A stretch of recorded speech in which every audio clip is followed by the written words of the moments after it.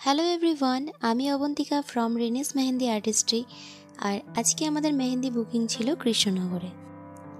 আমরা মাঝদিয়া থেকে বাসে করে কৃষ্ণনগরের উদ্দেশ্যে রওনা দিয়েছি। আজকে আমার সাথে যাচ্ছে লিপিকা, আমার স্টুডেন্ট। ভিডিওটা অনেক দিন আগেকারই, পোস্ট করছি এখন।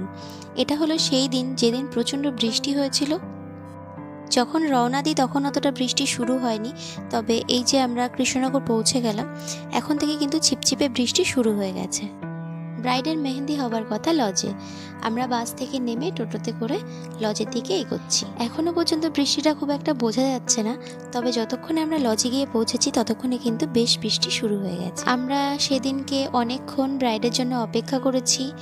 ব্রাইড এসে পৌঁছায়নি তখনও। আসার পরেও আমাদেরকে আবার লজে যেতে হয়েছে, কারণ লজেই অনুষ্ঠানটা হবার কথা ছিল। এই সেই লজ, মনীন্দ্র লজ।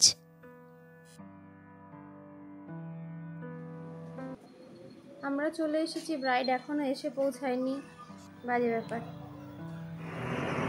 এখনো অপেক্ষা করছি ব্রাইডের জন্য, এখনো ব্রাইড এসে পৌঁছায়নি।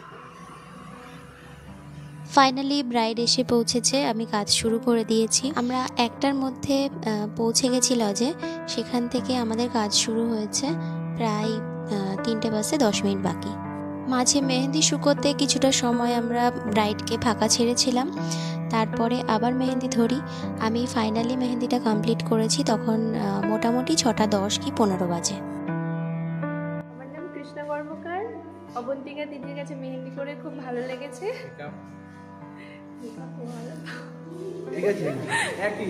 থ্যাংক ইউ দিদি।